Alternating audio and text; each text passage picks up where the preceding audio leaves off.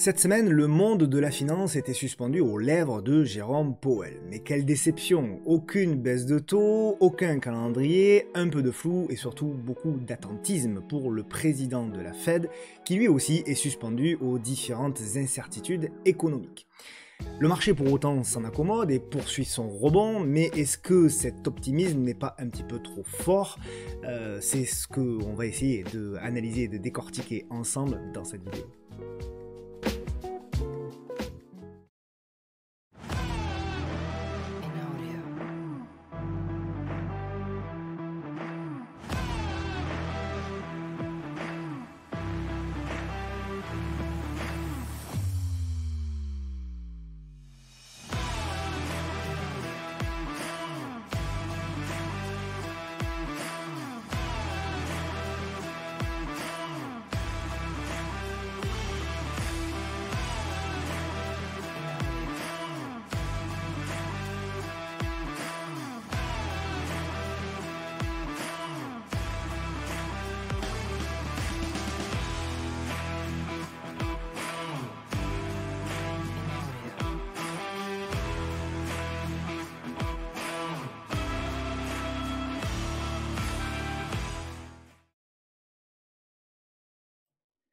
Bonjour à toutes et à tous, j'espère que vous allez bien, je suis ravi de vous retrouver dans cette nouvelle vidéo bourse, trading et investissement qui s'intitulera cette semaine Wait and See. Comme d'habitude, le petit message d'avertissement qui stipule que le contenu de cette vidéo est à unique but pédagogique et informatif qui ne constitue en rien un conseil, que vous êtes seul responsable de vos investissements et donc de vos trades. Pour me suivre, vous avez tous les réseaux qui s'affichent sur cet écran. Pensez toujours à activer la clochette afin de recevoir une notification dès lors que je publie une nouvelle vidéo YouTube. Et pour celles et ceux qui veulent aller un petit peu plus loin en matière de formation, sur le site du podcast de la bourse.fr, vous avez un espace membre qui est gratuit avec un espace de formation continue que j'enrichis de manière justement continue. Et pour celles et ceux bien sûr qui veulent aller encore plus loin et être accompagnés, vous avez nos programmes MTT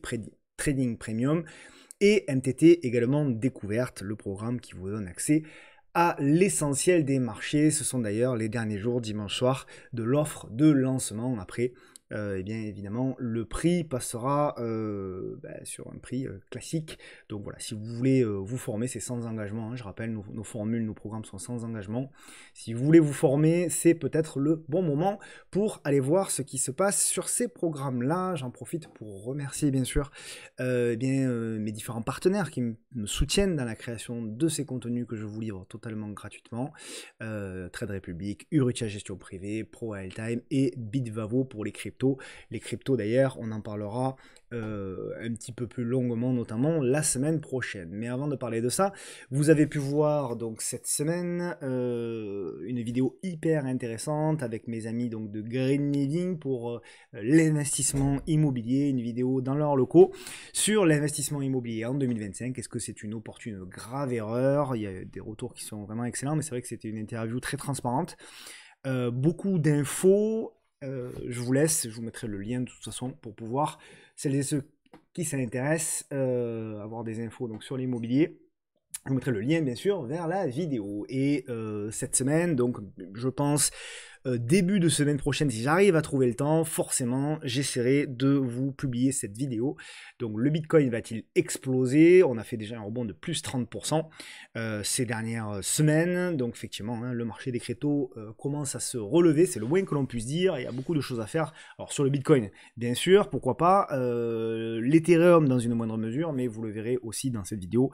Sur les alts, il y a des configurations qui peuvent être extrêmement intéressantes. Donc j'essaierai, dans la mesure du possible, j'essaierai de vous faire une vidéo à ce sujet en début de semaine prochaine. Et d'ailleurs, ça fait partie, je le sais, de vos demandes et de vos envies. Hein. Donc il y a beaucoup de gens qui m'ont exprimé. Je vous demande tout le temps votre avis parce que c'est important pour moi aussi de m'orienter vers ce quoi vous aimez.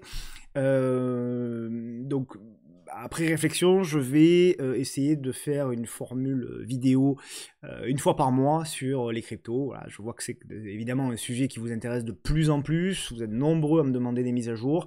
Alors toutes les semaines c'est compliqué, je vous le cache pas, hein. Toutes les semaines c'est compliqué, mais je m'engage, au moins jusqu'à la fin de l'année, je m'engage à vous en faire une de mise à jour une fois par mois. Il y a eu beaucoup de demandes également sur les matières premières. Évidemment, avec l'explosion de l'or, ça a aidé. Donc, vous me direz en commentaire si vous voulez, alors vidéo pourquoi pas, mais notamment article dans la newsletter sur l'or, les matières premières, etc., etc. Donc, ça peut être intéressant. Dans la lettre mensuelle, je vous enverrai également le sondage sur la newsletter de la table des investisseurs. Vous aurez un sondage auquel vous pourrez répondre. Et enfin, alors il y a quelqu'un qui m'a soumis une idée. Bon, pour être honnête, j'ai jamais réfléchi, mais pourquoi pas, je creuserai cette idée dans l'été, des podcasts audio. C'est quelqu'un qui m'a dit, moi je suis tout le temps dans le métro, et c'est vrai que bon, c'est pas évident de suivre les vidéos. Est-ce que tu peux pas réfléchir à un format audio? Pourquoi pas? Il est vrai que ça peut être intéressant, et il est vrai aussi que je le vois bien hein, sur les réseaux sociaux et notamment sur Twitter. Je sais pas ce qui se passe, les algorithmes font que en fait désormais vous pouvez suivre quelqu'un et en fait on n'arrive plus. Il y a beaucoup de gens qui me disent je suis abonné à toi mais je ne vois plus tes posts, mais c'est un constat pas que sur moi, hein, sur un grand nombre de personnes. Donc je sais pas trop ce qui se passe justement sur ces réseaux sociaux là, mais voilà, il y a souvent des comptes qui sont mis en avant alors qu'on les suit pas, c'est un peu bizarre. Donc bon, c'est vrai que le format YouTube, je sais, vous plaît énormément et c'est quelque chose que je vais essayer de développer, mais il faut bien comprendre aussi que c'est un format ça prend du temps, hein, ça prend beaucoup de temps de créer une vidéo, de la travailler, de faire les miniatures. Moi je fais tout seul. Donc voilà, promis, je vais essayer de faire des efforts encore pour vous proposer du contenu supplémentaire. Mais voilà, ce sont des choix à faire parce que si on s'oriente vers quelque chose de nouveau, ça veut dire aussi derrière qu'on supprime quelque chose. Donc c'est pour ça que vos retours sont hyper importants pour moi, pour savoir voilà ce qui est le plus important pour vous et ce que vous avez envie de voir. Je sais que le Bitcoin, bon, les cryptos, ça c'est une évidence maintenant, donc une fois par mois je m'y engage. Vous me direz donc pour les matières premières, mais là aussi au niveau de vos retours, apparemment c'est quelque chose que vous voulez, et donc pour ce podcast audio, si c'est quelque chose que vous voulez que je mette en place à ce moment-là, je réfléchirai à cette formule durant l'été. On passe donc au programme de cette vidéo avec Monsieur Jérôme Powell, président de la Fed. Donc Monsieur Jérôme Powell qui nous a dit effectivement wait and see. Et donc on va y revenir bien sûr. Hein, il y aura toute la partie macro, bien qu'elle est un petit peu plus courte. Il y aura également une partie question de la semaine sur le dividende. Tiens, ça va être très marrant. Je vais vous expliquer, suite à une question, 2-3 trucs sur le dividende. On parlera bien sûr du CAC, du CAC Small, puis on parlera des actions avec Stellantis, Safran, Kering, LVMH, Forvia. Il y a pas mal de secteurs auto, je vous expliquerai pourquoi. Valeo, The Blockchain Group, SMCP, Morel, ASML, Holding, Française des Jeux, Proximus, Word, Alphen, Air France, Esso, Bureau Veritas, UMG, Lotus Bakri, Equasense, Nokia, Interparfum, 2CRSI, Solution 30, GRB, Arcadis, EuroAPI, puis on partira aux États-Unis avec Peloton, Google, on parlera d'Accenture, on fera le suivi de Alibaba, on regardera Nike, Walt Disney, Nvidia, dont on fait le suivi systématique, on parlera du titre à suivre. Titre en mode un petit peu plus trading, et enfin on présentera bien sûr le screener Trend Following, donc une vidéo riche, une vidéo avec des nouveaux titres, des titres également qu'on a l'habitude de suivre.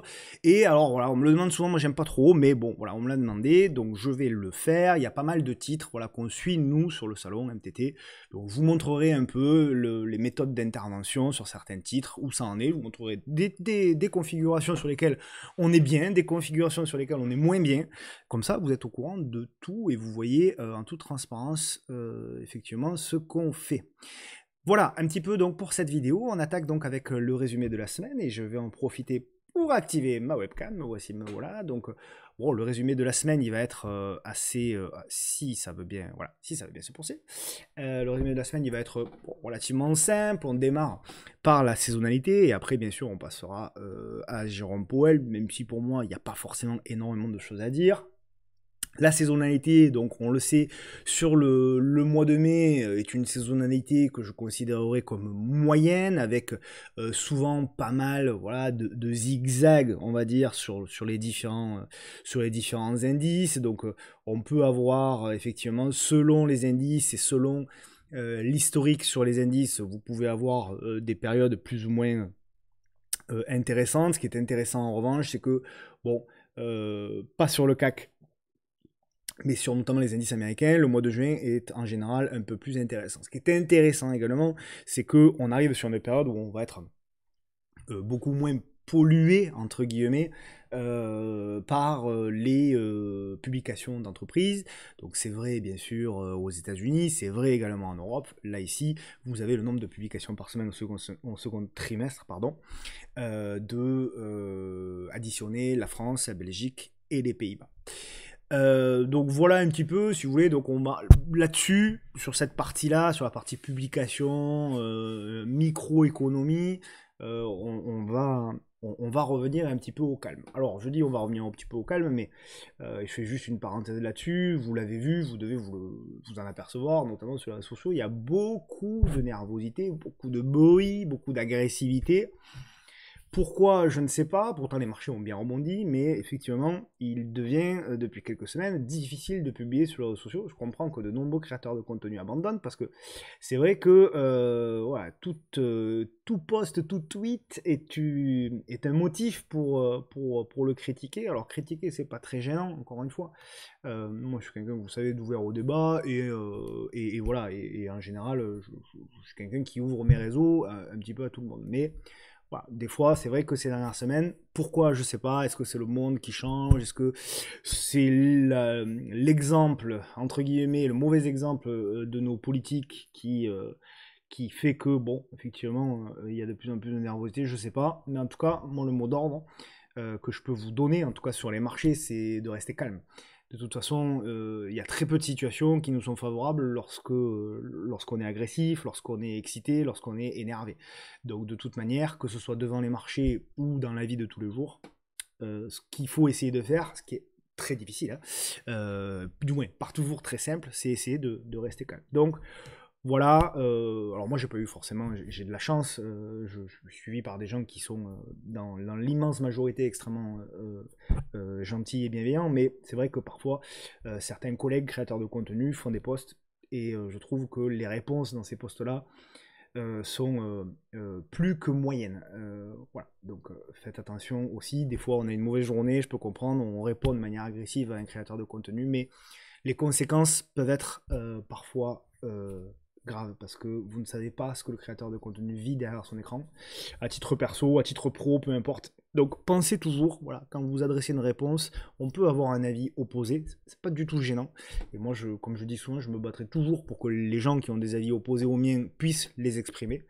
Mais en revanche, il faut avoir du respect, de la politesse et un minimum de bienveillance. Voilà ma vision des choses, elle n'est pas parfaite, mais voilà ma vision des choses. Je ferme la parenthèse, je dis ça parce que voilà, j'ai un collègue créateur de contenu qui a été touché cette semaine, et ça a été difficile, donc voilà, il se reconnaîtra. On passe maintenant donc à l'économie et au marché, donc on passe bien sûr à l'événement de cette semaine, c'est l'immobilisme. L'immobilisme de la Fed. Alors, l'immobilisme, c'est pas forcément. Alors, déjà, avant encore une fois, qu'on vienne tout de suite qualifier mes propos, l'immobilisme, déjà, c'est pas forcément quelque chose de négatif. On pourrait le croire comme ça en l'exprimant, mais en réalité, c'est pas forcément quelque chose de négatif. Être immobile et observateur, ce qui est le cas pour Jérôme Powell, c'est pas forcément quelque chose de négatif. Ça peut le devenir, par contre. Ça peut le devenir. Et là, pour moi, d'abord, je vais relater les faits, et après, évidemment, je vous partagerai mon point de vue. Donc, la Réserve fédérale a décidé à l'unanimité de laisser ses taux inchangés mercredi, se disant dans l'incapacité donc de prévoir où va l'économie américaine. Ça tombe bien, moi non plus. Qui fait face à l'onde de choc des nouveaux droits de douane de Donald Trump. Il y a tellement d'incertitudes autour des répercussions de ces nouvelles taxes sur les importations que la Fed préfère finalement ne pas bouger ses taux, pour l'instant, a déclaré son président Jérôme Powell en conférence de presse.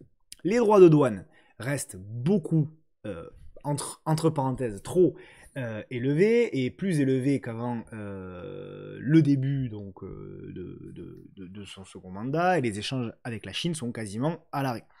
Donc c'est là aussi où on ne sait pas trop ce qui se passe, parce que c'est vrai que d'un côté, vous avez Donald Trump qui dit on est en pleine discussion, et de l'autre côté, les Chinois qui disent qu'il n'y a pas de discussion ouverte. Bref, des responsables américains et chinois ont rendez-vous, voilà, soi-disant, apparemment, quand même, pendant le week-end en Suisse, pour poser les bases d'une négociation. Donc ça, c'est plutôt pas mal. Et c'est ce qui peut-être aussi a plu au marché cette semaine. Le statu quo sur les taux d'intérêt, donc dans la fourchette de 4,25 à 4,50 depuis décembre, était largement anticipé par les marchés. Donc il n'y a pas eu réellement de surprise là-dessus. La bourse de New York n'a pas dévié de sa trajectoire, c'est-à-dire une continuation à la hausse, même si sur le moment, il y a eu, comme d'habitude, des prises de bénéfices intermédiaires. Mais toutefois, le marché a terminé à la hausse. Donc les indicateurs de référence qu'on surveille, les deux principaux qu'on surveille, hein, c'est ce que je vous dis depuis un petit moment, les deux principaux qu'on surveille, donc le chômage et l'inflation, sont encore, voilà, sont stables. Le taux de chômage est sur on va dire presque sur un fil, mais pour le moment on penche du bon côté du fil, et l'inflation, elle, pour le moment, est quand même relativement stable. On n'est pas exactement sur la cible, mais on est quand même bien là-dessus, et pour le moment, il n'y a pas réellement de rebond. Ces données officielles donc témoignent d'une situation passée, c'est ce qu'a dit Powell. Toutes les informations qui remontent par ailleurs sont plutôt mauvaises, souligne auprès de l'AFP l'ancien économiste de la Fed, Rodney Ramcharan, pardon. Voilà un petit peu bon, les différentes infos. Donc, en gros, pour faire très simple, Jérôme Powell, ce qu'il a dit, c'est que oui, effectivement, il y avait des dégradations, mais qu'à ce stade, il était encore tôt pour agir. Donc, à ce stade, il faut bien comprendre que la politique monétaire est restrictive. D'accord, parce que vous avez des taux, encore une fois, à 4,2, voilà, entre 4,25 et 4,50, alors que vous avez une inflation à 2,3, donc vous avez bel et bien des taux réels positifs. Et donc, in fine, ça veut dire qu'on a plutôt une politique restrictive. Ce que Powell a souligné, c'est que, effectivement, et il a raison, vous avez quand même les croissances de bénéfices qui sont plutôt, voilà, on le voit hein, sur la fin du graphique ici, là, que voilà, vous avez les industries avec de la croissance qui sont en train un petit peu de se retourner. Donc c'est le pourcentage d'industries américaines ayant une croissance positive de leurs bénéfices. Ici, et ça c'est donc c'est le rouge, c'est la croissance anticipée. Donc le rouge c'est anticipé, donc forcément le rouge a potentiellement de l'avance sur le bleu, mais on voit que la chute est quand même assez importante ces dernières semaines, ces derniers mois. Donc ça, c'est plutôt des choses qui sont négatives. Alors en négative sur le plan macro, mais du coup le marché, lui, le voit de manière positive, parce qu'il se dit, bon, sur le coup, si vous voulez, il y a eu une déception, c'est-à-dire qu'en séance, le marché américain notamment a corrigé, parce qu'il s'est dit, bon, finalement, il n'y a pas eu de bonne surprise, donc Powell n'a pas pivoté. Mais le marché a quand même entendu que Jérôme Powell avait bel et bien conscience que l'économie était en train de se dégrader, qu'il était un petit peu dans l'attentisme, et que finalement, il attendait de voir les négociations probable, espérons-le, entre la Chine et les États-Unis pour ensuite éventuellement prendre des décisions sur les taux et éventuellement les baisser. C'est pour ça, à mon avis, que le marché joue finalement la carte verte en se disant, bon, allez, c'est pas pour cette fois-ci, mais quand même, au bout de, voilà, le prochain coup, il va certainement arrêter sa pause et reprendre la baisse des taux. Maintenant, évidemment, toute la question est de savoir si ça va pas être trop tard. Est-ce que alors, la Fed n'a pas la mission d'être proactive et d'anticiper quoi que ce soit. Pour autant, moi, ma crainte, voilà, c'est que si on reste dans ce cadre-là, ça peut aller éventuellement jusqu'à la prochaine. Mais il ne faudrait pas que l'immobilisme dure, parce que du coup, après, voilà, les effets vont être très retardés. Et vous pourriez avoir ce qu'avait finalement... l'erreur qu'avait fait la Fed, c'est-à-dire elle avait mis beaucoup de temps après le Covid à agir. Il ne faudrait pas qu'elle reproduise aussi cette erreur-là. Donc voilà, on verra, on en est là sur le plan économique et macroéconomique. Donc voilà, dans un contexte bien sûr où la dette aussi, et c'est un élément important, ne cesse d'augmenter. D'ailleurs, vous avez pu le voir, et nous, on est évidemment très concernés en France, hein, la dette publique pays par pays. Donc vous avez, bon, bien sûr le Japon, qui a une grosse dette, mais qui est en train, on le voit ici, de baisser. En revanche, bon, la plupart des pays occidentaux, donc les États-Unis bien sûr, la France cocorico, hein, comme d'habitude, on est dans les premiers dans la médiocrité. Le Canada aussi, la Belgique aussi, dans une moindre mesure également la Grande-Bretagne. À noter quand même que c'est pas tous les pays d'Europe, hein, puisque vous avez notamment en Espagne où ça va beaucoup mieux. Bon, l'Espagne a une évolution également du PIB qui est une des meilleures en Europe, avec d'ailleurs l'Italie qui s'en sort pas trop mal ici. L'Allemagne c'est stable. D'ailleurs, les trois pays, hein, je ne sais pas si vous l'avez dit ou pas, mais les trois pays aujourd'hui qui s'en sortent le mieux économiquement, les trois pays européens qui s'en sortent le mieux économiquement restent l'Espagne, l'Italie et la Grèce, trois pays qu'on a sauvés peut-être de la faillite en 2008. Donc ça veut dire que quand même il y a possibilité de faire des redressements, mais simplement il faut prendre des mesures, hein, bien sûr, importantes.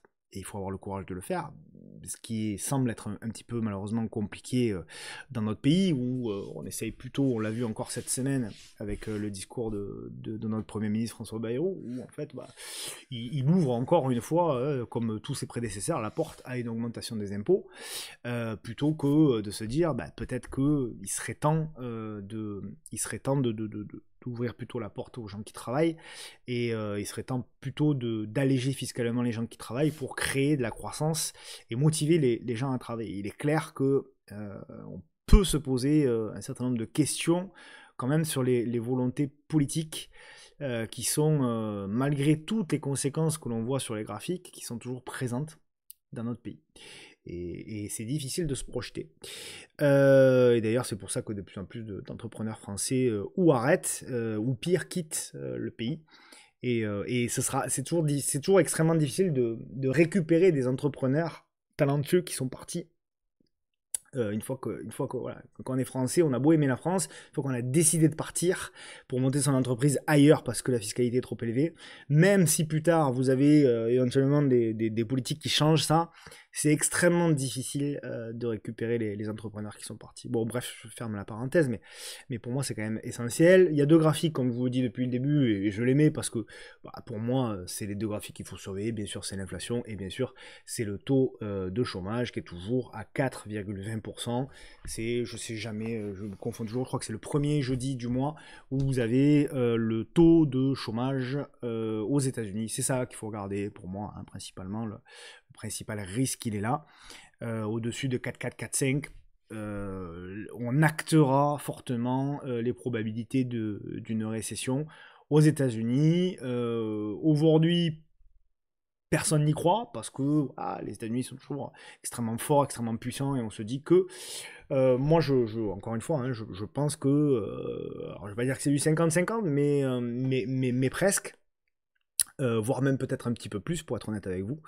Mais voilà, en tout cas, pour moi, ce qui est sûr, c'est que on ne peut pas à ce stade encore écarter le scénario d'une récession aux États-Unis.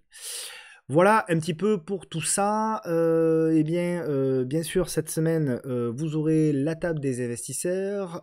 Vous avez eu d'ailleurs cette semaine, vous l'avez vu, le suivi du portefeuille Forteresse, un portefeuille Forteresse qui est repassé donc positif alors qu'on l'a ouvert au plus haut. D'ailleurs, on l'a ouvert, je crois, le jour ou la veille des sommets des marchés, notamment américains.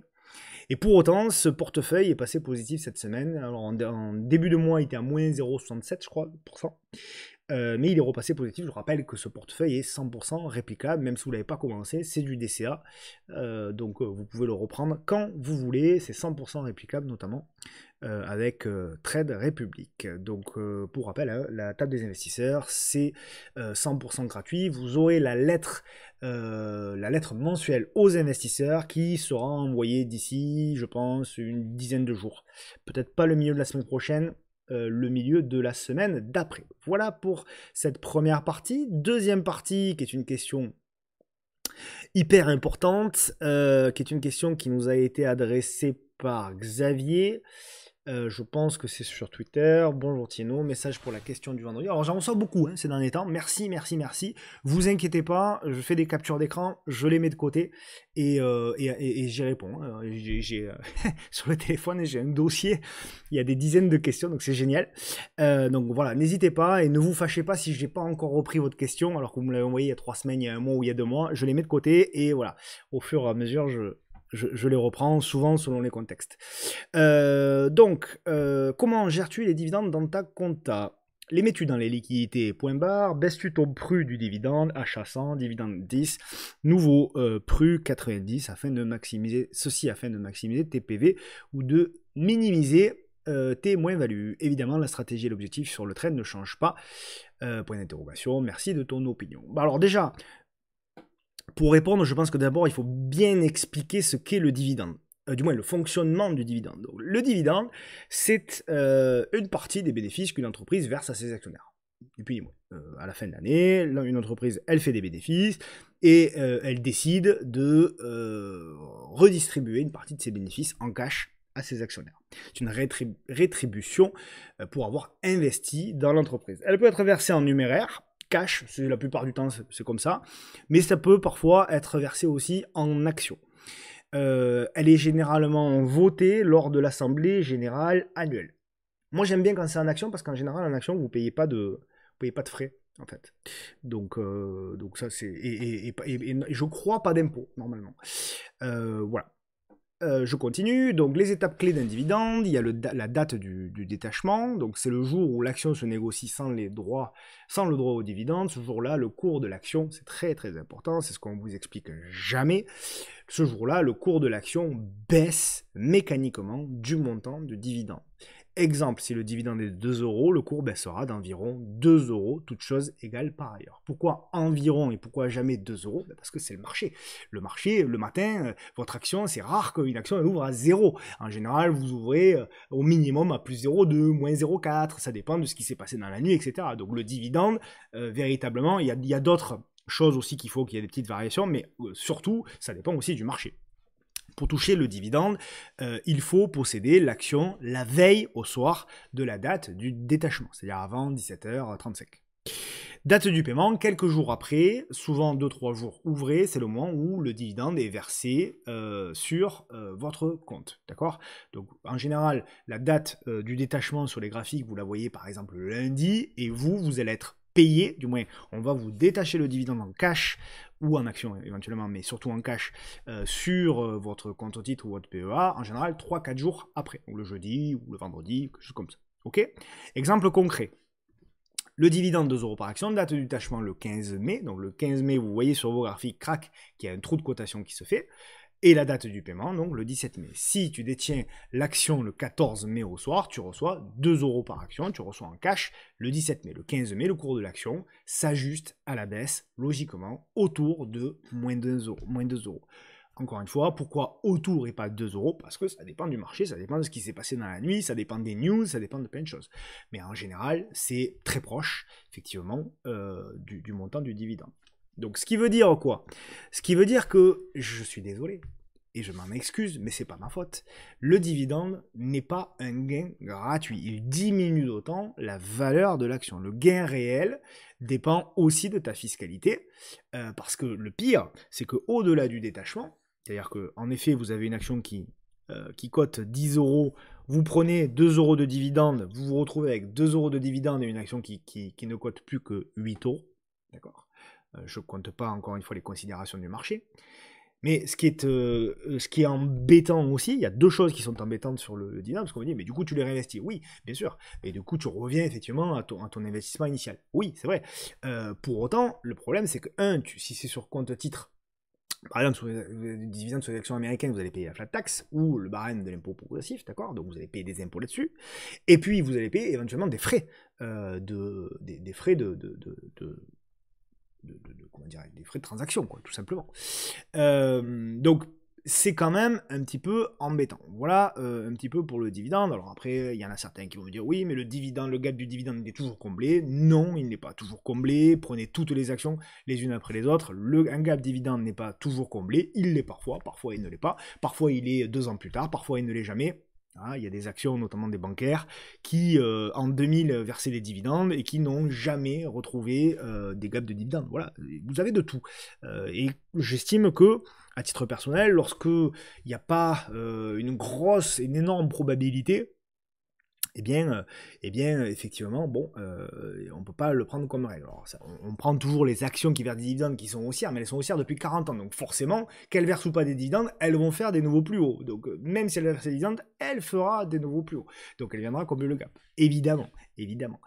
Donc voilà un petit peu ce que je voulais vous dire pour ça. Alors pour répondre maintenant avec toutes les explications, même si voilà, vous avez déjà une partie des réponses, hein, donc une fois que tu perçois les dividendes, les mets-tu dans les liquidités? Bah oui, pourquoi? Parce que, à part d'avoir d'énormes positions, quand vous percevez un dividende, c'est petit. Ça va être un dividende de 3%, 4%, 5%, 6% grand maximum. Donc déjà, si vous avez des tailles de position raisonnables, ce que vous allez percevoir en cash, déjà va être relativement petit. Ce que je veux dire par là, c'est que du coup, réinjecter un tout petit montant et payer des frais, je ne sais pas si c'est toujours opportun, à moins que vous ayez un énorme portefeuille, là vous pouvez vous permettre, donc pourquoi pas. Donc en l'occurrence, oui, je vais le garder sur du cash, et voilà, le cash, après je vais le trader, ou je vais le réinvestir si c'est un portefeuille long terme. En général, pour les dividendes, c'est plutôt pour des portefeuilles long terme, mais bon. Ensuite, pour la stratégie et l'objectif. Évidemment, la stratégie et l'objectif sur le trade ne changent pas. Alors, ils ne changent pas dividendes réinvestis, mais en revanche, si vous avez comme moi des graphiques dividendes non réinvestis, ben vous ajustez. C'est-à-dire que si évidemment vous aviez un objectif par exemple à 38 € et que le dividende qui a été versé est un dividende de 2 €, ben évidemment votre objectif, vous le diminuez d'autant, de 2 €, donc il n'est plus de 36, il n'est plus de 38, pardon, il est de 36. Même chose, bien entendu, pour le stop. Si vous aviez un stop à 100 €, vous avez un versement de dividende de 2 €, ben votre stop, vous le décalez à 98. Normalement, je dis bien normalement, la plupart des brokers font le décalage du stop, automatiquement. Mais vérifiez bien, parce que, voilà, enfin en tout cas, moi, mes brokers, ils le font, mais vérifiez bien, parce que sinon c'est embêtant. Hein. Le jour du versement de dividende, vous vous faites stopper. C'est quand même, ça peut être embêtant. Normalement, ou il supprime, carrément, ou il supprime votre ordre stop, ou il l'ajuste. Voilà. Donc, mais vérifiez bien quand même avec votre broker.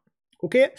Voilà, les amis, pour la question de la semaine. On passe désormais au marché, avec beaucoup de choses à se dire, hein, bien sûr, avec un CAC 40 qui poursuit son rebond. Donc je suis sur un graphe hebdo. À ce stade, bah écoutez, à ce stade, c'est pas mal, hein, c'est pas mal, c'est pas si mal, on va dire. On est en train d'essayer de gagner la M10 hebdo, on verra selon la clôture. Donc on fait un pullback en effet sur la M10 hebdo, donc ça va être très intéressant à observer. On est en train d'essayer de reprendre la M10 mensuelle. Et puis en interne, donc sur un graphique daily, pour le moment, effectivement, donc on a cassé la M10, on a fait la première congestion, on a pété la M10, on a fait la deuxième congestion, on a pété, on fait le pullback, et là, on est en train, effectivement, de faire, pour moi, la figure intermédiaire. C'est assez simple. Pour moi, je suis toujours sur mon scénario de gros range. Voilà, pour moi, c'est un marché sans direction, voilà, qui peut très bien faire du zigzag, qui peut très bien faire ça, repartir, taper un peu le haut, revenir en bas, etc. Et ça peut durer longtemps. Donc pour moi, nous sommes sur un marché sans direction. C'est la raison pour laquelle ceux qui prennent des signaux à la fois à l'achat ou à la fois à la vente sur les indices, et notamment sur le CAC, ici, je vois, à part en intraday, en trading, hein, bien sûr, mais sinon, pour moi, vous êtes au milieu d'un range. Donc, ouais, alors pour aller viser éventuellement le haut si vous êtes acheteur, pour aller viser éventuellement le bas de range si vous êtes vendeur. Mais il faut avoir un stop court, parce que si vous mettez un stop un peu large, je dis une bêtise par exemple, si vous vous dites bon ben ok allez, j'achète ici et je mets un stop par exemple là sous le dernier creux là, voilà, vous avez vu, vous allez avoir un ratio qui va pas être fantastique. À l'inverse, si vous dites je vais shorter là et je vais mettre un stop par exemple au-dessus du plus haut récent, ben là vous voyez pareil, le ratio il n'est pas si exceptionnelissime que ça. Donc voilà, pour autant, ce qui est très très bien, et ce que beaucoup de gens ont du mal parfois à comprendre, c'est que les marchés de range sont des très bons marchés pour les actions à côté. Et d'ailleurs, on le verra dans cette vidéo, il y a beaucoup d'actions qui ont démarré, il y a beaucoup d'actions qui ont fait des très belles configurations, il y a beaucoup d'actions qui offrent des ratios gain risque exceptionnels avec des stops pas chers. Donc, je pense que ce que je vous dis depuis longtemps déjà, je pense que c'est un marché où il faut aller chercher du stock picking, je pense que c'est un marché où il fallait chercher du swing, je pense que c'est un marché où il fallait chercher des mid and cap et mid and small cap. Donc voilà, il faut aller chercher des idées nouvelles, il faut aller sortir un petit peu voilà, de nos habitudes, de notre zone de confort, aller chercher pour les Européens des actions néerlandaises, des actions belges, des mid and small un petit peu moins connues, des choses comme ça. Parce que je pense que sincèrement, il y a des choses à faire. Donc dans cette vidéo, on va passer un certain nombre de titres qui peuvent être intéressants. Et avant ça, quand même, oui, je vais quand même vous montrer le CAC Small, qui est très intéressant. C'est très intéressant hein, ce que fait le CAC Small. Regardez, puisque le CAC Small, nous en sommes là. Donc le CAC Small, il a rebondi quand même de 24%. C'est considérable, hein, considérable le rebond qui a été fait. On est revenu au plus haut de mars. Évidemment, c'est une zone très importante. Évidemment, c'est une zone où les investisseurs hésitent. Pour autant, ce qui est très positif, moi ce que je vois, c'est que pour le moment, on tient la M10. Pour le moment, et tant que pour moi, on ne reviendra pas, vous avez un petit gap ici, un petit gap aussi, et tant qu'on ne reviendra pas fermer ce gap-là, je reste positif sur les small caps. Et je dirais même que la config là, qui est en train de se dessiner, elle est pas mal du tout. Et je dirais même que l'objectif, c'est d'aller chercher ici le gap de la dissolution. Hein, souvenez-vous qu'il y a eu lieu l'été dernier. Alors, ce serait extraordinaire qu'on arrive à venir au moins titiller ce gap. Pourquoi pas éventuellement le fermer avant juin, juillet, quoi. Voilà. Hein. Voilà. Est-ce que pour autant, ça veut dire que on va aller faire de nouveaux plus hauts historiques et tout ça, et que là, on est en train finalement d'attaquer une grosse tendance, etc. Peut-être, mais j'irai pas encore jusque-là. Voilà, il y a encore du boulot. Bon, déjà, on va essayer de jouer le petit mouvement là, et pourquoi pas de poursuivre de 500, 600, 700 points le mouvement du CAC Small. Donc pour moi, il faut aller sur les small. Encore une fois, de manière intelligente, mais voilà, il faut essayer au maximum de s'axer sur effectivement les small. Stellantis, donc Stellantis évidemment c'est une action qui est en grande difficulté, je reviens pas dessus, tout le monde en parle, donc voilà, c'est toujours très rigolo parce que Stellantis il y a un an tout le monde en voulait, sur les 26, un an plus tard c'est devenu la plus grosse daube des marchés financiers. Bon, je pense que là aussi, même si c'est une action en grande difficulté, il y a peut-être un juste milieu à un moment donné à trouver. Bon, ce qu'il faut comprendre aussi, c'est que quand vous avez une action qui a perdu 73%, je crois, depuis ses plus hauts, voilà, 73%, à un moment donné ou à un autre, vous avez le marché qui va décider de faire un rebond. Même si c'est dans la continuité d'une tendance baissière, vous pouvez avoir un rebond. Un rebond qui peut être important. Là, par exemple, il y avait eu un tout petit rebond, mais tout petit, hein, là, on n'avait quasiment pas rebondi. Bon, ben, Stellantis avait quand même pris la bagatelle de 20 ou 22%, d'accord? Donc, là aussi, sans rien changer à la tendance, juste simplement en faisant du retracement, c'est-à-dire juste en se disant, ok, ici je fais le retracement avant éventuellement d'attaquer une tendance baissière, etc., de réattaquer la tendance baissière, vous pouvez avoir un rebond important et vous pouvez avoir un rebond qui se met en place, qui est un rebond de 50-60% sans problème. Donc, moi je pense que la config actuelle, elle se surveille, d'accord? Elle se surveille. Pour le moment, c'est très difficile. On est évidemment à contre-tendance, évidemment. Mais moi, je trouve qu'à ce stade, en effet, vous avez voilà, une configuration sur Stellantis qui est en train de tenter quelque chose. Voilà, il va falloir péter l'oblique en rouge. Et surtout, comme d'habitude, vous le savez, il va falloir péter. Il va falloir construire la petite figure. Et il va falloir éventuellement relancer. Moi, je vais vous dire quelque chose. Je pense que si le CAC, notamment, et les marchés, et les indices, etc., poursuivre leur rebond, ça se fera avec l'auto et ça se fera avec également un rebond du luxe. D'accord? Je dis pas que la baisse n'était pas justifiée, pas du tout ce que j'ai dit. La baisse était justifiée très certainement sur Stellantis, sur les LVMH, sur les Kering, etc. Pas de problème. Mais malgré tout, je pense que désormais, si les marchés, voilà, si les marchés poursuivent leur rebond, je pense que ce sera notamment avec le secteur de l'auto et des équipementiers auto. D'ailleurs, les équipementiers auto, on en verra également dans cette vidéo. Ok? On passe désormais à Safran. Donc Safran, belle publication, hein, très belle publication cette semaine. Rien à dire. Moi, alors vous savez à quel point j'adore cette action. Ouais, je vais la mettre en journalier. Finalement, mon canal était crassé. Ouais, voilà. Vous savez à quel point j'adore cette action, mais malgré tout, eh bien, j'attends toujours un repli pour les investisseurs. Voilà. Voilà, remontada en ligne droite. Alors il y avait effectivement un setup. Alors je fais la météo de la veille, mais c'est des setups que vous connaissez par cœur. Voilà, il y avait effectivement ici un très beau setup qui était intéressant. Voilà, regardez le classique, hein, vous avez l'habitude, vous connaissez. Voilà, réduction des volumes ici. Donc il y avait une très belle congestion. Donc il y avait effectivement quelque chose à tenter au-dessus des 216 avec un stop en dessous. Mais voilà, c'est la météo de la veille. Après, c'est une grosse cape, c'est pas forcément, il n'y a pas une amplitude directionnelle fabuleuse. Donc voilà, pour autant, c'est extrêmement positif. Voilà, les chiffres sont canons, c'est une très très belle boîte. Moi, voilà, vous le savez, c'est une de mes boîtes françaises préférées. Donc voilà, pour autant, maintenant, c'est pour ça que je suis d'autant plus à l'aise pour dire ce que je vais vous dire, c'est que pour autant, pour un investisseur, ici, je ne suis pas persuadé que ce soit une forte opportunité. Est-ce qu'on est en train, encore une fois, de démarrer une très très longue figure? C'est tout à fait possible. Donc il faut, encore une fois, pour ce titre-là, relativement patienter. Kering, donc comme je vous le disais, effectivement, Kering, ben, ça fait partie des titres que je surveille. Ça fait partie des titres que je surveille. Pourquoi? Parce que on l'avait vu, alors je sais plus si c'était la semaine dernière ou il y a 2 semaines, ou je sais plus trop. Parce que, évidemment, à l'instar de Stellantis, c'est une action qui a énormément baissé, vous le voyez ici, hein. Elle a perdu jusqu'à 81%, c'est colossal. Donc voilà, justifié, pas justifié, moi je pense que c'est justifié. Je pense que c'est quand même un peu violent et que voilà, on est quand même peut-être sur des niveaux d'excès un petit peu baissiers, du moins court terme, et que donc moi ce qui m'intéresse c'est la configuration qu'on est en train de construire. Et on le voit, hein, Kering depuis, depuis 1 mois et demi, elle construit, elle est dans un range.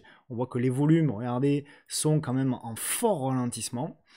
Et je pense qu'il y a un mouvement qui se prépare sur Kering. Alors ce mouvement, vous allez me dire, ouais, mais le mouvement, il y a plus de chances qu'il casse par le bas que par le haut parce qu'on vient d'une tendance baissière, et vous avez raison. C'est vrai, dans une tendance baissière sous la M200, lorsque vous avez ce genre de congestion, les probabilités qu'on casse par le bas sont supérieures. Pour autant, c'est aussi par là que démarrent les retournements lorsqu'on a des surprises. Alors les retournements, je ne parle pas d'un retournement de très long terme, hein, je ne dis pas qu'on va retrouver les ATH, hein, je n'ai pas dit ça. Mais c'est aussi dans ces moments-là où vous pouvez avoir voilà, une cassure, une nouvelle congestion et aller au moins retrouver un rebond technique pour aller trouver par exemple cette zone-là aux alentours des 210-220 euros. Ce qui ferait un rebond supplémentaire, alors supplémentaire de 24-25%, mais surtout un rebond au total de 50%. C'est pas rien. Donc ça pour du trading, ça peut être intéressant typiquement. Donc voilà, le plan de trading, vous vous en doutez bien, hein, c'est voilà, par exemple, vous achetez au-dessus de la congestion, vous mettez un stop qui ne doit pas coûter bien cher par là, et après vous jouez vos ratios, vous avez un gap ici, l'entrée de gap et la clôture, la résistance oblique en rouge à viser, voilà, du classique quoi.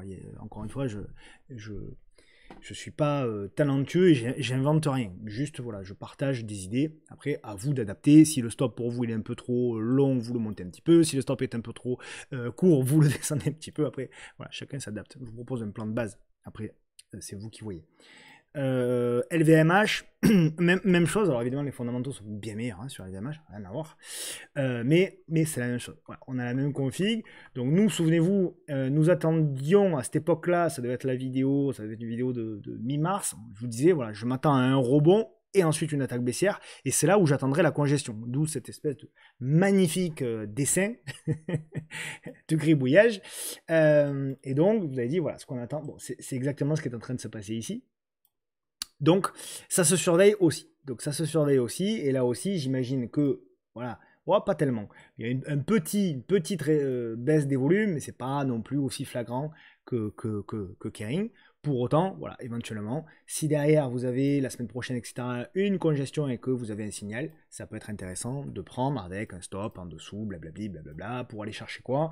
Pour aller chercher notamment le pullback ici aux alentours des 565. Donc ça peut être intéressant aussi de jouer, effectivement, ou de regarder LVMH. Encore une fois, je suis pratiquement persuadé, j'évalue à 80% les chances que si les indices repartent à la hausse, LVMH suivent, parce que pour moi, ce sera clairement un des moteurs. Donc on repart sur le secteur auto, équipementier, etc. Donc vous avez Forvia également, hein, Forvia qui est venu toucher les plus bas historiques. Voilà, Forvia qui est venu toucher les plus bas historiques. Ouais, c'est historique, je crois. Oui, plus bas historiques. Et donc derrière, voilà, intéressant. Derrière, effectivement, on a fait, regardez, comme d'habitude, la congestion. On n'a pas fait la congestion n'importe où. Donc il y avait pour moi un signal d'achat au-dessus de cette bougie rouge. Donc d'ailleurs, pour les plus techniques d'entre vous, vous avez ici une sorte de tasse avec anse, voilà, qui s'est dessinée. Donc le véritable signal d'achat était ici. Moi, je l'ai loupé. Par contre, voilà, sur le salon, nous, voilà, c'est un trade qu'on a en cours. Bon, voilà, on a proposé un achat au-dessus ici, mais bon, voilà. Est-ce que le potentiel est devant nous? Oui, clairement.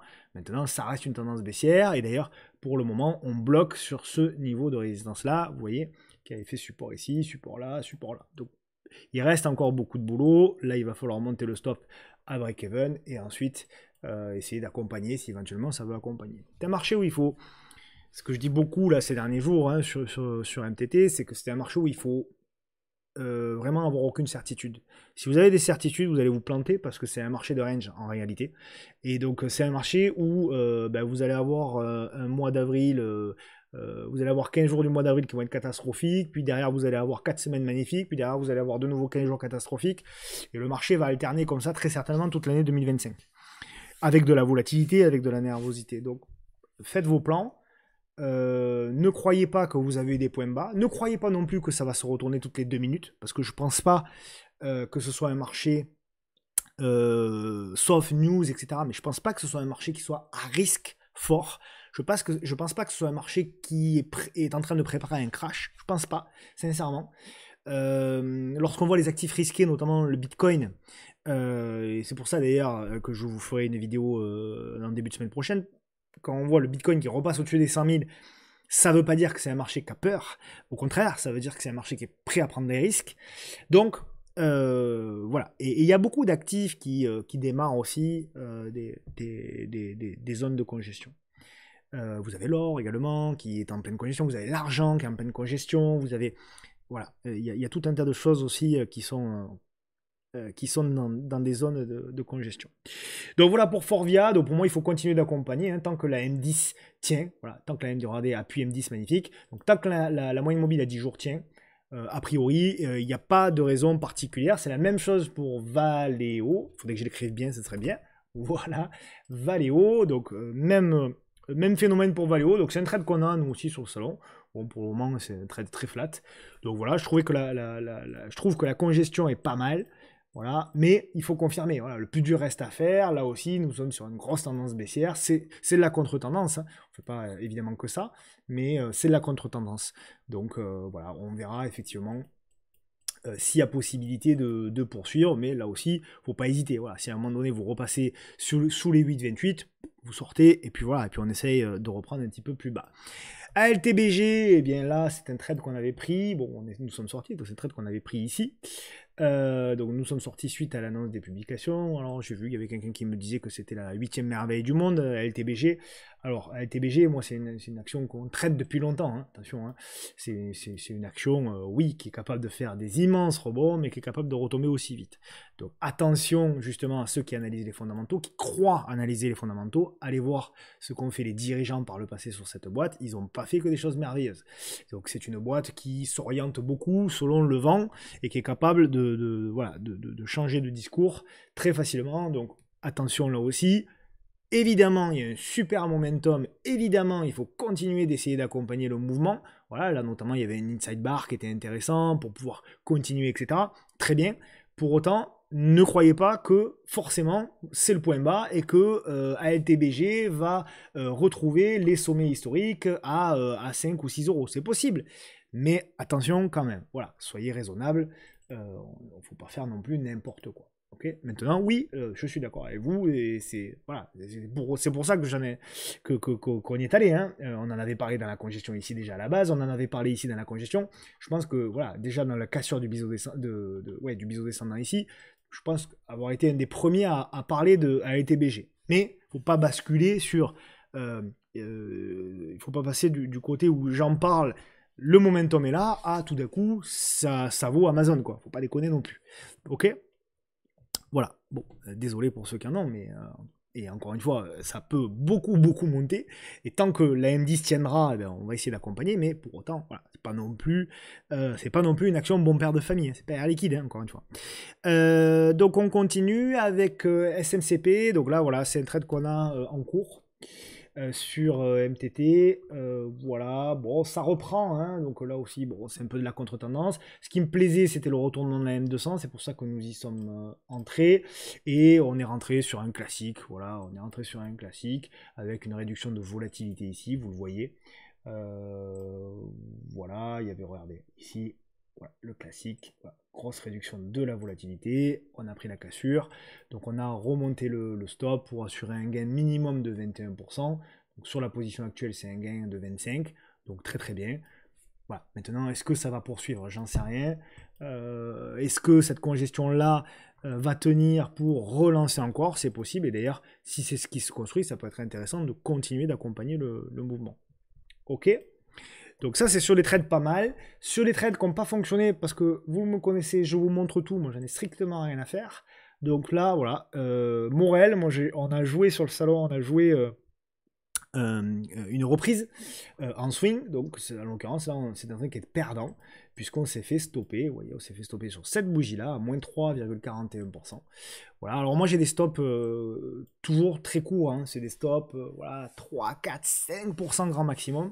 Par contre, les gains en général, vous avez vu sur LTBG, on a fait 50%, SMCP on est à plus 20, voilà des exemples où en général, voilà, même si vous avez un taux de réussite qui peut être même inférieur à 50%, même parfois à 45%, même parfois à 40%, ben, c'est votre ratio gain-risque qui fait que après vous allez effectivement vous retrouver, quoi. Donc voilà, pour autant est-ce que c'est mort? Non, puisqu'on s'est fait stopper pour le moment pour rien, puisque c'est repassé positif. Donc effectivement, là il faut quand même regarder, il y a une zone de breakout qui est en train de passer, pourquoi pas. Donc à suivre également Morel, tant qu'on ne repasse pas sous les 4,30 €, on peut éventuellement espérer un petit peu mieux. ASML Holding, donc ça c'est un trade également que l'on a, donc c'est un trade qui a mis beaucoup de temps à démarrer.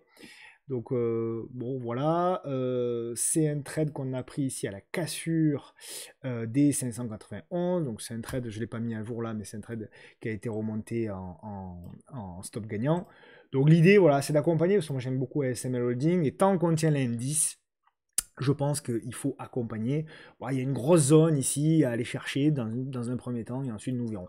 Donc voilà, encore toujours pareil, voilà, là on break aussi, c'est quand même pas mal. Voilà, il y a du potentiel, l'action est belle, pour autant on est toujours dans une tendance baissière, hein, de moyen terme. Ça c'est une tendance baissière, hein, d'accord. Donc là aussi, voilà, il ne faut pas hésiter, malgré la qualité de l'entreprise. Je parle de swing, hein, je parle de trading, hein, je ne parle pas d'investissement. Hein. Investissement, vous ne vendez pas. Hein, SM Holding, si vous avez acheté aux alentours des 585, vous gardez un renfort si on va ici dans la zone des 400, mais vous ne vendez pas. Hein. Ok. Qu'est-ce que j'ai? FDJ. Donc FDJ, alors là, il y a eu les deux. Il y a eu investissement et swing. Investissement, on est rentré voilà, dans la zone ici. Des 29 grosso modo, donc ça c'est plutôt pas mal. Et swing, on avait proposé l'achat ici. Bon voilà, hein, maintenant, bon, quid du potentiel. Bon, c'est pas forcément une action que je porte dans mon cœur, hein, FDJ, mais bon, pour le moment ça tient bien. On fait le suivi également sur la vidéo publique. Donc bon voilà. Tant que là aussi la M10 tient, j'ai envie de dire, voilà, tant que la M10 tient, il n'y a pas grand chose à dire si ce n'est que voilà, ça tient. Proximus, ça fait partie des trades perdants qu'on a eu ces dernières semaines. Voilà, il n'empêche que... Alors là, pareil, c'est une tendance baissière, vous voyez. Souvent, on me dit, tu ne trades que des tendances haussières. Ben non, hein, je fais vraiment de tout, pour le coup. Bon, là, pour le coup, c'est un trade perdant. On avait eu un trade gagnant ici sur Proximus au mois de février. où on avait pris, on s'était fait stopper là, dommage parce que derrière c'était reparti, mais je vous montre tout, hein, comme ça vous êtes au courant de tout. Mais par contre, sur celui-ci, par contre, c'est une perte, puisqu'on a perdu 3,33%. Je trouvais que la config était pas mal, et en réalité, ce que je voulais faire, c'était anticiper la cassure ici, avec voilà, la petite bougie marteau, et puis derrière, poum poum, voilà. Bon, pour le moment, pas de regret, puisque à ce stade, on est plus bas que l'invalidation. Donc voilà, une petite perte de 3% sur Proximus. Pour autant, voilà, c'est toujours un graphique, j'en profite pour nettoyer, comme ça au moins c'est fait, c'est toujours un graphique qui était quand même pas inintéressant, et on pourrait éventuellement, épaule, tête à épaule, donc inversé, éventuellement à suivre si on arrive à bien congestionner là-dedans pour jouer un nouveau mouvement sur Proximus. Sword, alors Sword, je suis assez content parce que vous avez proposé il y a plusieurs mois, ah ben voilà, il est là le dessin, je vous avais proposé, il faut reprendre la vidéo de février, vous avez dit, nous ce qu'on attend sur du long terme, c'est le support oblique. Support, support, support, support. Et regardez, est-ce que je l'ai en mensuel? Oui, en mensuel, top. Regardez un petit peu où on a fait le point bas. Hop, je décolle tout ça. Voilà. Regardez un petit peu où elle a eu la mèche. Voilà, magnifique. Donc derrière, c'est pareil, hein, parce que derrière, c'est un rebond quand même de 16%. Donc c'est intéressant. Pour autant, rien n'est fait. D'accord? Pour autant, rien n'est fait. Et si on y revient, il faudra surveiller la congestion, encore une fois, pour ouvrir la cassure, et éventuellement anticiper la cassure de l'oblique ici en rouge. Voilà. Fondamentalement, c'est pas mal, hein. Swirl, c'est vraiment intéressant. Alphen, alors Alphen, vous le savez, c'est une action que j'aime bien parce qu'elle a une belle amplitude directionnelle. Voilà, c'est sympa hein, ce qu'elle est en train de faire. Regardez ce qui est en train de se passer. Alors, il va falloir attendre la fin du mois, hein, mais regardez ce qui est en train de se passer. On a la moyenne mobile qui passe, mensuelle, qui passe verte ou bleue, ça dépend la couleur que vous préférez. Donc c'est assez intéressant. Je l'ai loupé. Voilà, bon, c'est comme ça, je l'ai loupé. Il y a eu la cassure ici, puis on a travaillé, puis on est venu faire une fausse cassure, etc. Puis derrière, on est reparti. Donc très très bien. Il y avait eu un setup pour moi que j'aurais pu voir et exploiter, que je n'ai pas vu et pas exploité, c'est celui-ci. Ici, il y avait une jolie mise en place de congestion. Regardez, là aussi, comme d'hab, voilà, le classique, hein, j'ai envie de vous dire, le classique, regardez, des volumes hyper petits. Donc pour moi, le setup il était simple, achat au-dessus, stop par exemple sous la moyenne mobile à 10 jours, et ensuite vous accompagnez. Voilà, setup très simple, évidemment, c'est pas, je vais pas, ça sert à rien de raconter n'importe quoi, je fais pas que ça, mais c'est une méthode qui marche très bien. Voilà, une méthode que je vous présente pratiquement toutes les semaines, qui marche très bien. Bon voilà, là aussi d'ailleurs il y avait un setup de double triple top, voilà, qui était intéressant. Donc il faut attendre, voilà, des setups comme ça, qui se répètent, vous pouvez éventuellement ensuite tenter quelque chose avec un stop sous le pattern, et ensuite, hop là, j'ai fait des bêtises, voilà, consolidation, consolidation, consolidation, et vous tentez, et vous tentez, et vous tentez, et vous accompagnez le plus longtemps possible, du moins jusqu'à ce que Alphen eh bien, change de tendance. Voilà, intéressant aussi en hebdo. Hein. Les trois temporalités sont assez intéressantes. Hein. Sur Alphen, ça se regarde vraiment de près. Air France, on avait parlé, je crois, la semaine dernière. On avait parlé de la congestion en journalier de mémoire. Voilà. Donc congestion, on avait parlé de la cassure éventuelle, donc ce qui a eu lieu d'ailleurs, bah, c'était en séance vendredi. Et derrière, ce qui est très intéressant, donc à suivre de près Air France, c'est la congestion ici. Donc à suivre de près, il doit y avoir aussi une réduction des volumes, voilà, du classique. Donc à suivre de très près les amis. Alors Air France, attention, hein, fondamentalement, c'est pas... ça casse pas des briques, mais voilà, pour du trading, par contre, ça peut être intéressant pour aller jouer les niveaux de retracement que je vous avais indiqué la semaine dernière. Donc je vous laisse éventuellement... Regardez aussi la vidéo de la semaine dernière si vous le souhaitez pour avoir plus de précision. ESSO, c'est un trade qu'on a, mais celui-là je vous l'ai présenté dès le départ. ESSO, voilà, on est rentré ici. Donc voilà, c'est un trade que je vous ai présenté. Donc on a remonté le stop, c'est un gain pour le moment où on est à plus 15%.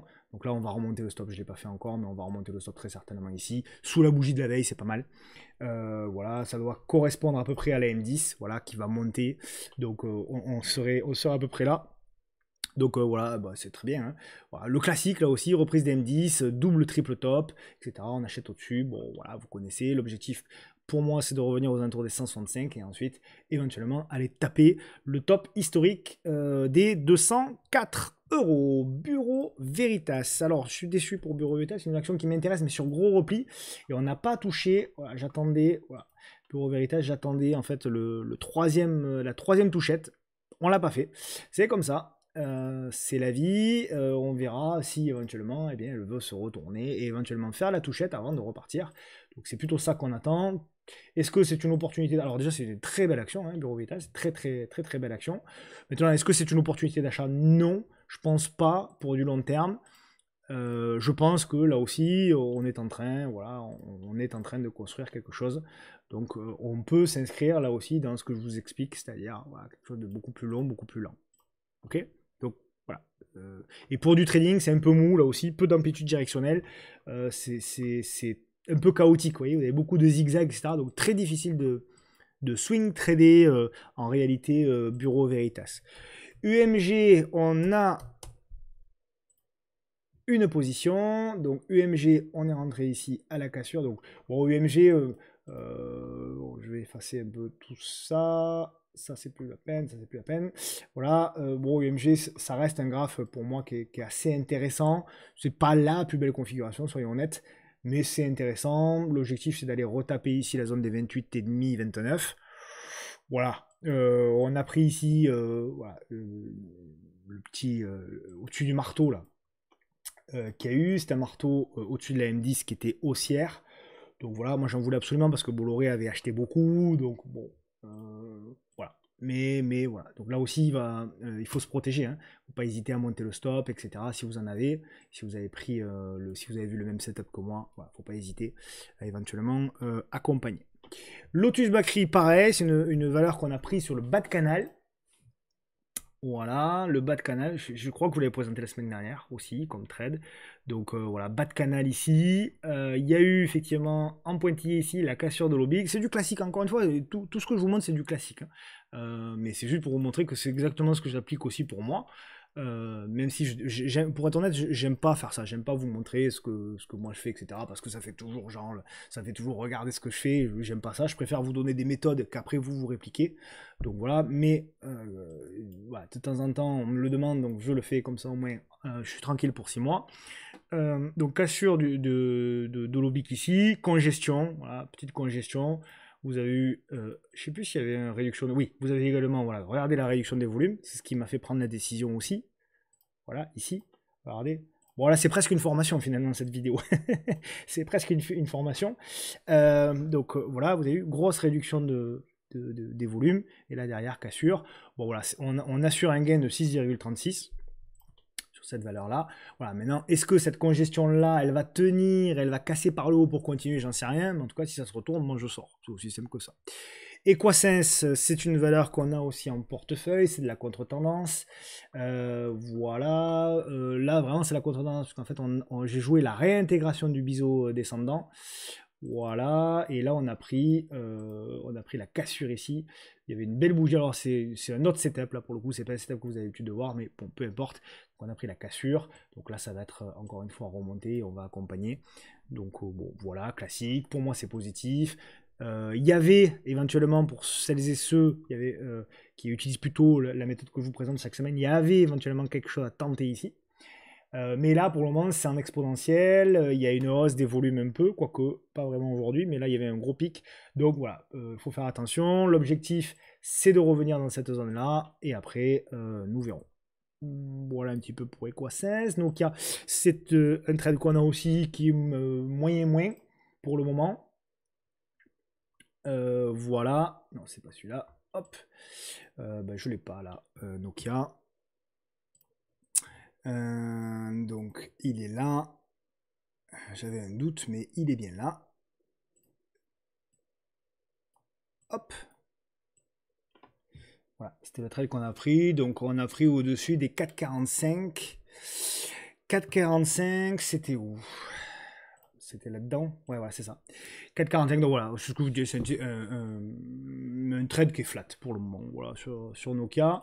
Je l'ai partagé également sur les réseaux, je crois. Donc voilà, mais ce qui était intéressant là aussi, voilà, cassure de classique, hein, cassure de congestion, réduction des volumes. Bon, voilà, rien de plus. Est-ce que ça va tenir ou pas, j'en sais rien, mais en tout cas, si ça tient, L'objectif, c'est de revenir combler le gap ici à 4,70, on va dire, et éventuellement, vous avez un second gap là pour aller retrouver les plus hauts récents. Ce qui est intéressant, c'est qu'on est au-dessus de la M10, pardon, de la M200 journalière, et que cette M200 journalière fait résistance, résistance, support, support. Donc, on est véritablement sur une graphique, vous voyez, qui est en train ici de se retourner. C'est pour ça que ça m'a intéressé, c'est pour ça que la congestion, pour moi, était éventuellement quelque chose à tenter. Interparfum. Donc elle, par contre, c'était une zone, bon là on en avait beaucoup parlé hein, également dans la vidéo publique, hein, Interparfum, la grosse zone ici des 32,5, 33, il y a une deuxième zone ici aux alentours des 18,5, donc voilà, elle a bien rebondi, et c'est assez intéressant à suivre, hein, Interparfum, parce que vous voyez, là aussi elle est en train de congestionner. Donc là, par exemple, vous pouvez avoir un plan aussi de trading qui se dégage au-dessus des 36,2 avec stop d'invalidation, donc à vous de voir, hein, le stop que vous voulez, peu importe, pour aller éventuellement rejouer ici les 39, les 41 et éventuellement la résistance oblique ici aux alentours des 42. De CRSI, il y avait une très très belle congestion, alors en mode trading hein, exploité. Elle était, voilà, elle était là. Donc bon, là je vais effacer tous les trucs précédents parce que pour moi, ils ont été cassés, réintégrés, etc. Donc à un moment donné, il faut nettoyer. Mais là, voilà, il y avait une très belle en mode trading. Vous voyez, il y avait 3 petites bougies très intéressantes avec, là aussi, regardez les volumes. Hein, je veux dire, c'est très clair. Hein. Voilà, très peu de volume. Et donc derrière, voilà, la cassure, c'est intéressant. Donc ensuite, derrière, vous vous accompagnez, vous montez votre stop. Hein. Une fois que l'action a gagné 1, 2, 3 R, 3 ratios gain-risque, vous vous accompagnez et vous montez éventuellement votre stop. OK ? Donc voilà pour 2 CRSI. S30, c'est un trade qu'on a perdu, par exemple. Voilà. Voilà. Je surveille toujours S30 hein, parce que ça m'intéresse. Je trouve que la config, elle est potentiellement en retournement. Mais pour le moment, ça accroche pas. Le trade n'a pas accroché. Donc j'avais tenté ici la cassure avec. Il y avait un inside bar quasiment sur cette bougie-là. J'ai tenté la cassure. C'était bien parti. Et puis bouf, ça s'est retourné. Donc là, derrière, on prend un stop. Ça fait partie du jeu aussi. Mais il faut continuer de la surveiller parce que je trouve que ça construit. Voilà. C'est pas clair encore. C'est pas suffisamment clair encore. Nous sommes d'accord. Mais ça construit. Donc à suivre également de près, solution 30. Si déjà on repasse au-dessus des 1,59, et éventuellement on va combler le gap, et éventuellement même un petit peu plus haut. Ok. Gerbet, donc voilà, c'est un trade qu'on a aussi en cours. Donc là, c'est de la contre-tendance hein, aussi, clairement. Donc voilà, Gerbet, l'inside bar, voilà, très peu de volume. Regardez, voilà, très peu de volume. Volume en réduction. Là aussi, hein, je sais que ça va à l'opposé de ce que vous lisez sur les, dans toutes les vidéos des traders ou dans tous les livres que vous avez lus quand vous avez voulu potentiellement apprendre l'analyse technique, où tout le monde vous dit il faut surveiller quand il y a des gros volumes, etc. C'est là où il faut y aller. Ben oui, moi je fais tout le contraire. Donc pour le coup, je fais pas partie des théoriciens du trading. J'avoue que je trade de manière différente, mais moi plutôt je cherche la réduction de volatilité et plutôt voilà, réduction des volumes. Donc voilà, bon pour le moment c'est un truc qui est légèrement gagnant, mais il va falloir, au niveau des Gerbet, il va falloir casser ici la zone des 21,05, donc ça se surveille. Maintenant c'est une tendance baissière. Les objectifs, j'ai celui-ci, en réalité l'entrée de gap, ici, et ensuite éventuellement comment dirais-je, le pullback ici, et après on verra pour aller éventuellement tenter la fermeture du gap par là. Ok, Arcadis, j'ai une valeur que j'adore, Arcadis. Alors là, il y avait une zone qu'on avait proposée à l'achat long terme. Voilà, elle était là. Il y a 2 zones qu'on avait proposées à l'achat à long terme. Donc c'est la zone des 40,86 jusqu'à 37,30. Et après, il y a la deuxième zone, j'en parle pas. Et donc, effectivement, on a fait un plus bas ici qui était à 39,44. Donc, beau rebond de Arcadis. C'est une valeur que j'aime beaucoup. Alors, rebond de 16%. Et après, niveau trading, il y avait un petit signal d'achat qui s'était déclenché ici. Donc, éventuellement, on peut continuer d'accompagner. Le plus dur reste à faire sur Arcadis. Et on est en train de le faire. On est en train de le faire, de le tenter. Donc, il faut suivre. Il faut suivre parce qu'en effet, c'est pas terminé. Et potentiellement, sur Arcadis, en plus, on a... Bon, la séance n'est pas terminée, au moins je vous parle, mais on a un petit inside bar qui est en train de se matérialiser là. Donc, si vous avez 1 ou 2 jours de plus de congestion, vous pouvez jouer la cassure avec un stop en dessous et voilà, trader la cassure pour aller rejoindre dans un premier temps les 49,950 €. Ok, EuroAPI, donc c'est un trade là qu'on a tenté, dans lequel on est sorti. C'est une valeur que je crains parce que j'avais pris une énorme boîte, enfin une énorme boîte, en pourcentage, hein, parce que j'avais pas une grosse position, mais c'était ici. Ouais, ça devait être ici. Donc j'ai pris le gap dans la tête. Donc voilà. Pour ça il faut pas trop faire le malin. C'est pour ça que je fais pas trop le malin sur EuroAPI et que je joue quelques décalages, mais en général, je garde pas plus longtemps que ça.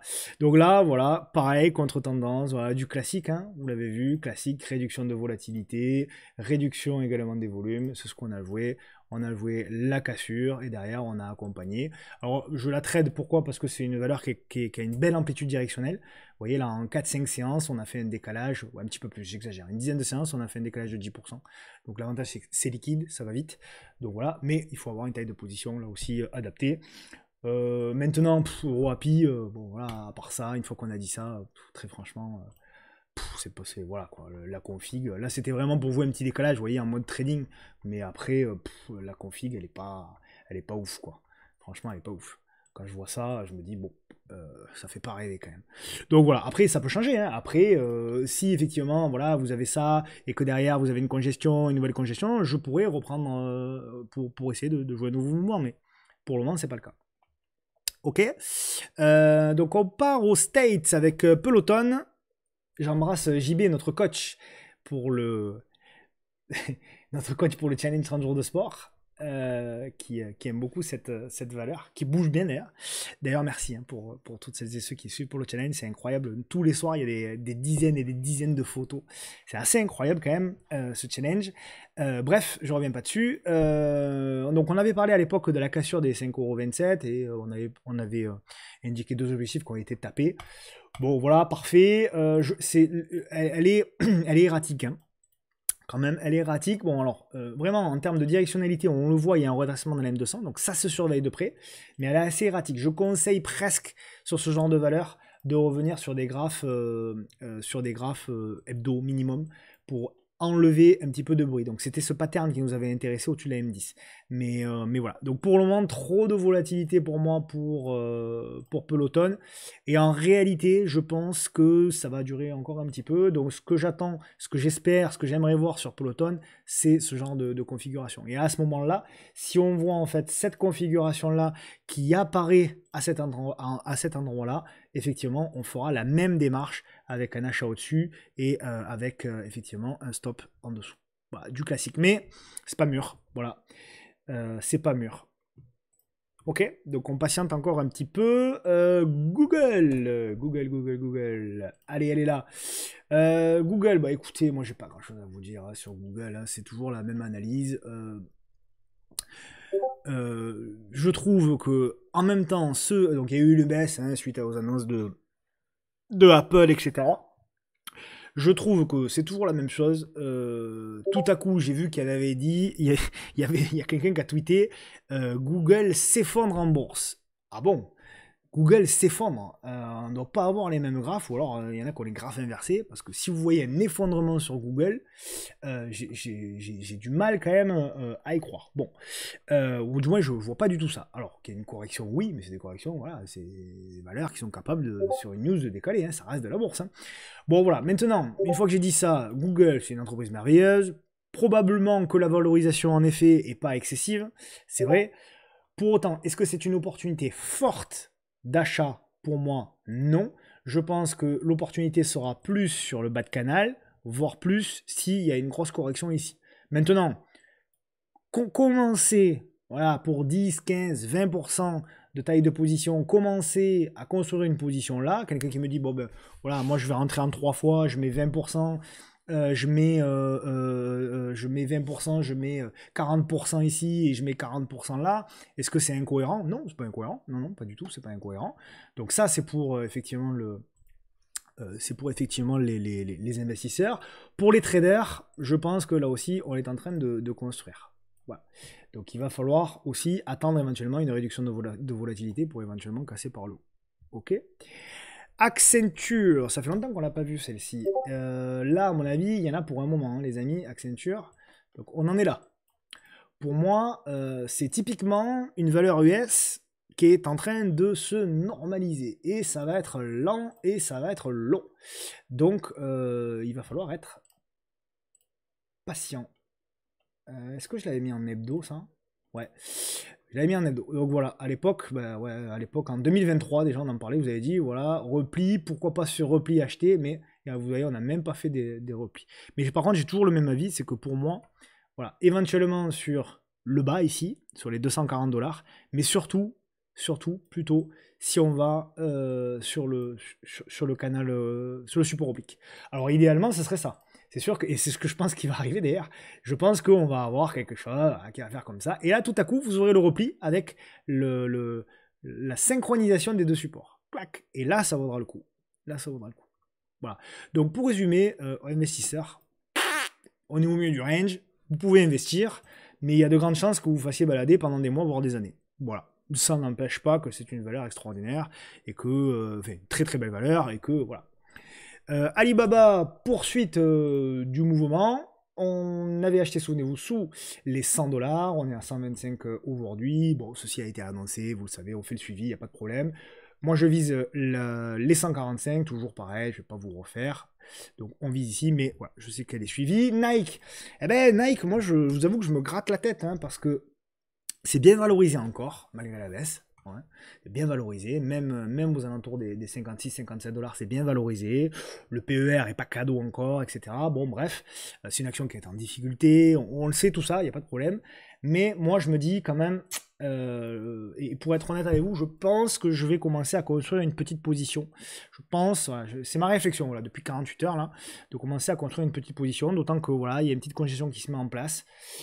Donc voilà, à voir. En tout cas, quoi qu'il en soit, si je le fais, je prévoirai un beau complément dans la zone ici, entre les 32, 33 et les 23. D'accord?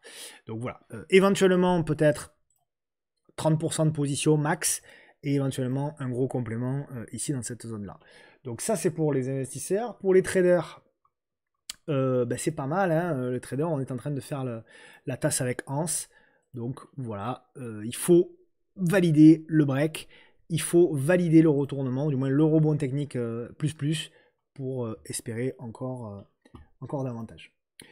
Ok, j'accélère donc pour les deux dernières. Walt Disney, on poursuit le rebond. Donc on avait indiqué effectivement le gros support qui était les plus bas de 2014, les plus bas Covid et les plus bas de 2023. L'objectif pour moi sur Walt Disney, eh bien, c'est de continuer la construction, mais je pense que là aussi, on est sur une valeur qui va nous construire une sacrée figure et que donc vous pouvez avoir du zigzag pendant un moment. Donc plutôt achat sur repli aux alentours des 80 $ et plutôt de la vente ou de la prudence au-dessus des 115, 120 $. Nvidia qui elle aussi continue sa hausse, c'est toujours la totalité de ma position, vous le savez que j'ai acheté quasiment sur le point bas. Alors je dis quasiment, mais en réalité j'ai eu même moins que le point bas parce que j'avais acheté en pré-market. Elle était plus basse. Mais bon, voilà. C'est vrai que la semaine dernière, je vous ai dit, je réfléchis à éventuellement solder une partie de ma position. Je réfléchis encore et j'ai du mal à me décider. Voilà, j'ai du mal à me décider. Je pense qu'en fait, dès que le marché US va corriger, ça va me gonfler et je vais vendre une moitié de position comme ça. Donc voilà. Ou alors mettre éventuellement peut-être un stop. Voilà, peut-être un stop ici. En disant, ma foi, une partie de position à plus 30 et le reste, j'accompagne avec un stop BE. Bon, voilà. Mais c'est pas mal, hein, finalement. C'est pas mal. Et alors, il y a beaucoup de boulot. Hein. Il y a beaucoup de boulot. Ça va être une très, très grosse zone pour Nvidia. Moi, la zone qui me fait un petit peu peur, c'est cette zone-là. Vous avez la moyenne mobile à 200 jours. Vous avez les plus hauts aussi de résistance de mars, du 17 mars pardon, et du 24 mars. Et vous avez cette résistance oblique. Par contre, je vous le dis, hein, si on pète ici par le haut les 126, 130 $, elle ira faire un ATH. Moi, je suis quasiment persuadé que si elle passe cette zone-là, on aura fait le plus dur. Et derrière, le marché va aller chercher les 150 $. Voilà. Mais j'ai de gros doutes quand même sur la capacité du titre à passer ça, du moins très facilement. J'espère me tromper, bien évidemment, et j'espère que mes doutes seront rapidement levés. Ça sera très positif pour moi et pour beaucoup de gens. Le titre à suivre pour terminer, alors c'est mode trading, hein, Pluxee. Bon, la semaine, il y a 15 jours, je vous avais dit que le titre était très erratique, et ce qui était vrai, et qu'il fallait attendre une construction, et que je vous préviendrai lorsqu'il y aura une construction éventuellement à exploiter. Ben, elle y est. Regardez ça. Elle y est, la construction. Il y a une grosse réduction de volatilité là. Il y a une forte chute des volumes. Donc, ça se surveille de près. Alors, attention, elle est soumise aux news, etc. aussi, hein, mais malgré tout, il y a quelque chose qui peut être intéressant à jouer, quoi.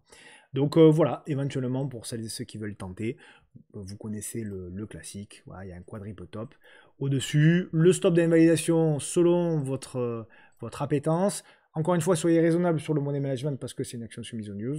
Éventuellement, on ira chercher les 22 et ensuite, on ira chercher les 23,5 et plus si éventuellement affinité. On termine par le screener Trend Following qui est ici. Donc voilà, vous l'avez comme d'hab qui apparaît comme d'habitude. Donc merci beaucoup pour les nombreux retweets et nombreux partages. Merci pour les nombreux commentaires que vous me laissez, certains depuis bien longtemps déjà.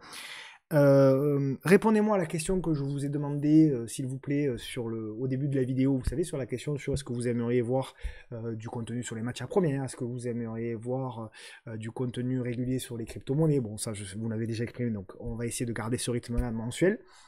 Éventuellement des podcasts. Est-ce qu'il y a des sujets ou des actifs sur lesquels vous aimeriez que vous créez du contenu? Je vais m'orienter beaucoup plus, je vous ai dit, sur la seconde, même si ça va prendre du temps, mais il va falloir faire des choix. Je sais que ça vous fait plaisir, bon, vous allez me le confirmer très certainement en commentaire, mais je sais que vous préférez les vidéos, c'est plus éducatif, c'est plus clair que des posts, que des machins. Je sais que la newsletter vous aimez, je sais que YouTube vous aimez beaucoup. Donc du coup, je vais essayer de m'orienter de plus en plus vers ces deux contenus-là. Bien sûr, Twitter, ça va continuer, hein, bien sûr, hein.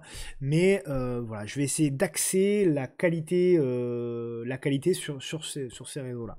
Donc voilà, donc s'il y a des suggestions, en tout cas, moi, vous le savez, je suis à l'écoute. S'il y a des gens qui veulent aider aussi, parfois, j'en ai un message qui me dit, tiens, je veux te donner un coup de main là-dessus, etc. Avec grand plaisir. Franchement, moi, du moment où on peut aider les gens, du moment où on peut créer du contenu ensemble, etc., moi, vous savez, je suis vraiment ouvert à tout. Voilà, j'ai fait une vidéo chargée, il y avait beaucoup de formations, je pense qu'il y a beaucoup de choses utiles techniquement. Donc j'espère que ça vous servira. Je vous embrasse évidemment bien fort, profitez de vous, profitez de vos proches, parce que ça reste évidemment et de très loin le plus important. Je vous embrasse bien fort et on se retrouve bien sûr le week-end prochain, mais même avant, puisque souvenez-vous, il y a la vidéo des cryptos qui va sortir en début de semaine. A plus, ciao.